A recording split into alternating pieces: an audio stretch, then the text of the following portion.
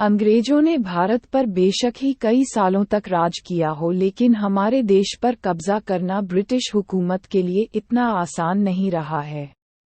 British हुकूमत को हमारे देश पर कब्जा करने के दौरान कई मुश्किलों का सामना करना पड़ा था। जब भारत में अंग्रेजों ने अपने पैर पसारने की कोशिश करना शुरू किया था, तो उस वक्त भारत के कई महान राजाओं और स्वतंत्रता सेनानियों ने इन्हें तगड़ी टक्कर दी थी।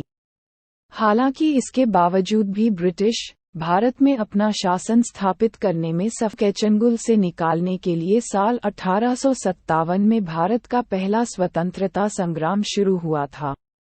इस स्वतंत्रता संग्राम के दौरान कई राज्यों के राजाओं ने अंग्रेजों का सामना किया था, लेकिन अंग्रेजों के सामने ये स्वतंत्रता संग्राम ज्यादा समय तक टिक नहीं पाया था। वहीं इस स्वतंत्रता संग्राम को सफल बनाने के लिए तात्या टोपे, रानी लक्ष्मीबाई, मंगल पांडे जैसे लोगों ने अपनी सारी ताकत लगा दी थी। लेकिन उस वक्त भारत के भिन्न भिन्न भागों के राजाओं में एकता नहीं होने के कारण अंग्रेजों की जीत हुई थी। आज भी जब इस स्वतंत्रता संग्राम का जिक्र किया जाता है तो तात्या टोपे का नाम जरूर लिया जाता है। तात्या टोपे ने न सिर्फ अंग्रेजों की नाक में दम करके रखा हुआ था, बल्कि उन्होंने झांसी की रानी लक्ष्मीबाई सहित कई राजाओं की मदद भी की थी। वहीं आज हम अपने इस लेख के जरिए स्वतंत्रता सेनानी तात्या टोपे के जीवन से जुड़े कुछ अनछुए पहलुओं के बारे में आपको जानकारी देने जा रहे हैं। तात्या टोपे का इतिहास। पूरा नाम रामचंद्र पांडुरंग येवलकर, उपनाम तात्या टोपे, जन्म स्थान पटौदा जिला, महाराष्ट्र। माता का नाम रुक्मिणी बाई, पिता का नाम पांडुरंग त्रयंबक, पत्नी का नाम। जन्म तारीख 1814। मृत्यु 18 अप्रैल 1859, लेकिन संदेह है। मृत्यु स्थान शिवपुरी, मध्य प्रदेश। पेशा स्वतंत्रता सेनानी। भाषा की जानकारी हिंदी और मराठी। तात्या टोपे का जन्म और परिवार। भारत के इस महान स्वतंत्रता सेनानी का जन्म महाराष्ट्र राज्य के एक छोटे से गांव येवला में हुआ था। ये गांव नासिक के निकट पटौदा जिले में स्थित है। वहीं इनका असली नाम रामचंद्र पांडुरंग येवलकर था और ये एक ब्राह्मण परिवार से आते थे। इनके पिता का नाम पांडुरंग त्रयंबक भट्ट बताया जाता है, जो कि महान राजा पेशवा बाजीराव द्वितीय के यहाँ पर कार्य करते थे। इतिहास के अनुसार उनके पिता द्वितीय के गृह सभा के कार्यों को संभालते थे। भट्ट पेशवा बाजीराव द्वितीय के काफी खास लोगों में से एक थे। वहीं तात्या की माता का नाम रुक्मिणी बाई था और वो एक गृहिणी थी। तात्या के कुल कितने भाई बहन थे, इसके बारे में कोई जानकारी नहीं है। अंग्रेजों ने भारत में अपना साम्राज्य फैलाने के मकसद से उस समय के कई राजाओं से उनके राज्य छीन लिए थे।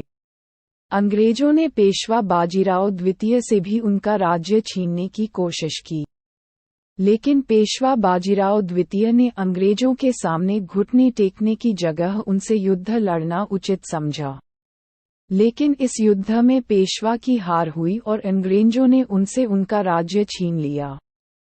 इतना ही नहीं, अंग्रेजों ने पेशवा बाजीराव द्वितीय को उनके राज्य से निकाल दिया और उन्हें कानपुर के बिठूर गांव में भेज दिया। 1818 ई में हुए इस युद्ध में हार का सामने करने वाले बाजीराव द्वितीय को अंग्रेजों द्वारा हर साल 8 लाख रुपये पेंशन के तौर पर मिला करते थे। वहीं बताया जाता है कि बिठूर में जाकर बाजीराव द्वितीय ने अपना सारा समय पूजा पाठ में लगा दिया। वहीं तात्या के पिता भी अपने पूरे परिवार सहित बाजीराव द्वितीय के साथ बिठूर में जाकर रहने लगे। जिस वक्त तात्या के पिता उनको बिठूर लेकर गए थे, उस वक्त तात्या की आयु महज 4 वर्ष की थी। बिठूर गांव में ही तात्या टोपे ने युद्ध करने का प्रशिक्षण ग्रहण किया था। तात्या के संबंध बाजीराव द्वितीय के गोद लिए पुत्र नाना साहब के साथ काफी अच्छे थे और इन दोनों ने एक साथ शिक्षा भी ग्रहण की थी। तात्या टोपे नाम कैसे पड़ा? तात्या जब बड़े हो गए थे तो पेशवा ने उन्हें अपने यहाँ पर बतौर मुंशी रख लिया था।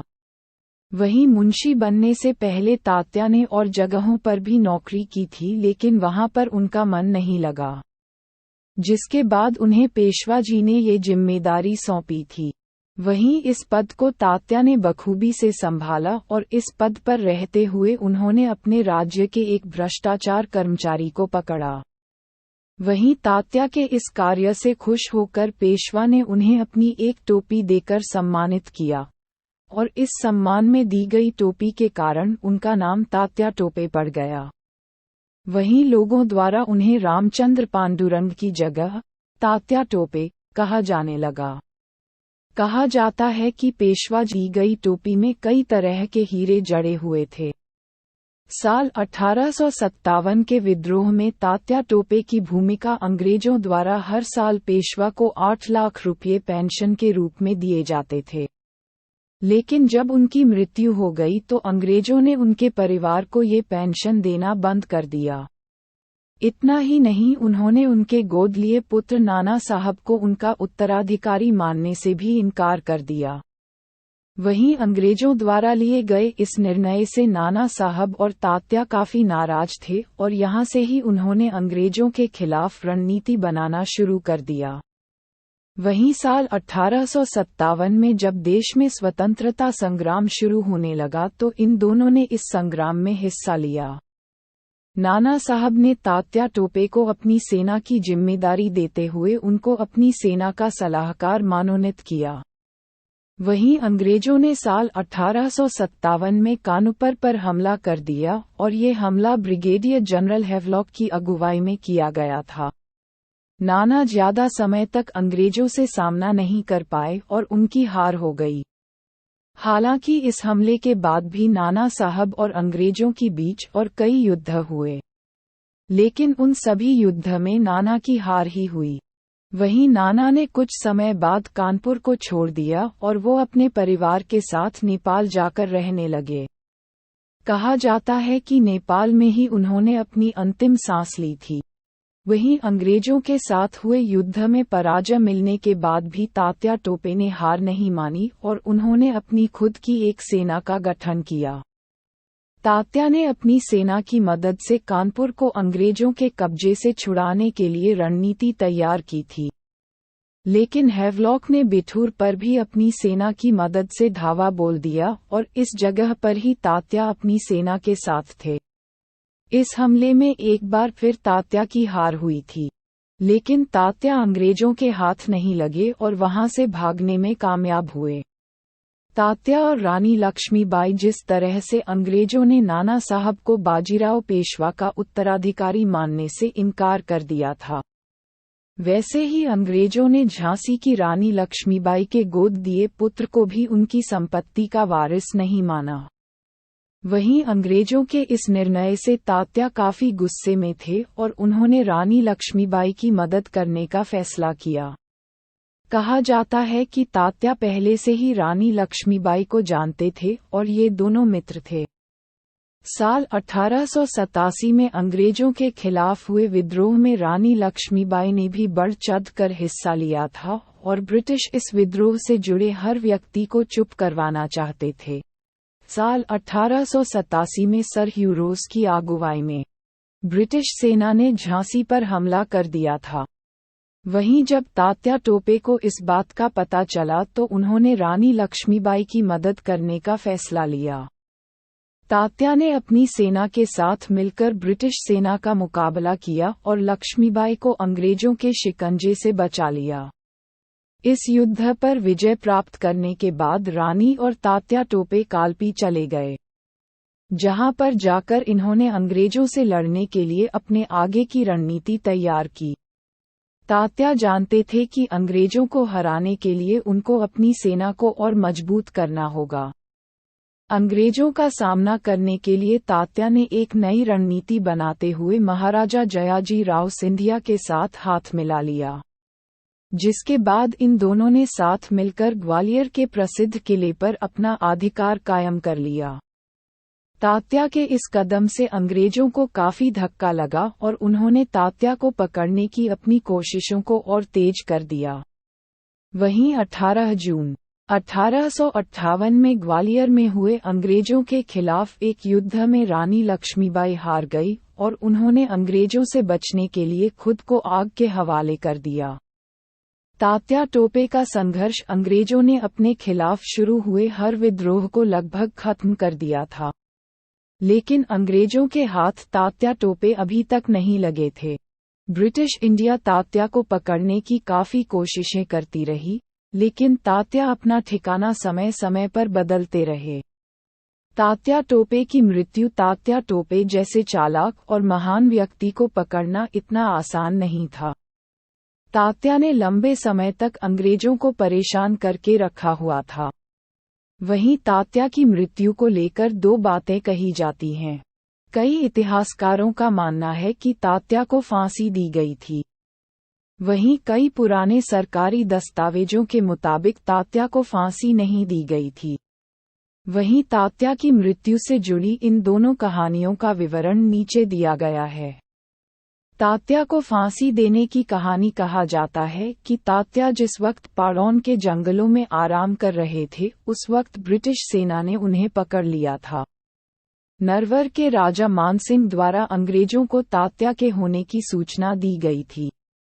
वहीं तात्या को पकड़ने के बाद उन पर एक मुकदमा चलाया गया और इस मुकदमे में उन्हें दोषी पाते हुए फांसी की सजा सुना गई थी, जिसके बाद 18 अप्रैल 1859 को उन्हें सूली पर चढ़ा दिया गया था। साल 1909 में हुई थी तात्या की मौत। वहीं ये भी कहा जाता है कि तात्या कभी भी अंग्रेजों के हाथ नहीं लगे थे और उन्होंने अपनी अंतिम सांस गुजरात राज्य में साल 1909 में ली थी। तात्या ने राजा मानसिंह के साथ मिलकर एक रणनीति तैयार की थी, जिसके चलते अंग्रेजों ने किसी दूसरे व्यक्ति को तात्या समझकर पकड़ लिया था और उसको फांसी दे दी थी। तात्या के जिंदा होने के सबूत समय समय पर मिलते रहे हैं और तात्या टोपे के भतीजे ने भी इस बात को स्वीकार किया है कि तात्या को कभी भी फांसी नहीं दी गई थी। तात्या टोपे से जुड़ी अन्य जानकारी। तात्या टोपे ने अंग्रेजों के खिलाफ लगभग 150 युद्ध लड़े हैं, जिसके चलते अंग्रेजों को काफी नुकसान हुए था और उनके करीब 10,000 सैनिकों की मृत्यु इन युद्धों के दौरान हुई थी। तात्या टोपे ने कानपुर को ब्रिटिश सेना से छुड़वाने के लिए कई युद्ध किए, लेकिन उनको कामयाबी मई 1857 में मिली और उन्होंने कानपुर पर कब्जा कर लिया। हालांकि ये जीत कुछ दिनों तक ही थी और अंग्रेजों ने वापस से कानपुर पर कब्जा कर लिया था। भारत सरकार द्वारा दिया गया सम्मान। तात्या टोपे द्वारा किए गए संघर्ष को भारत सरकार द्वारा भी याद रखा गया और उनके सम्मान में भारत सरकार ने एक डाक टिकट भी जारी किया था। इस डाक टिकट के ऊपर तात्या टोपे की फोटो बनाई गई थी। इसके अलावा मध्य प्रदेश में तात्या टोपे मेमोरियल पार्क भी बनवाया गया है, जहां पर इनकी एक मूर्ति लगाई गई है, ताकि हमारे देश की आने वाले पीढ़ी को इनकी कुर्बानी याद रहे।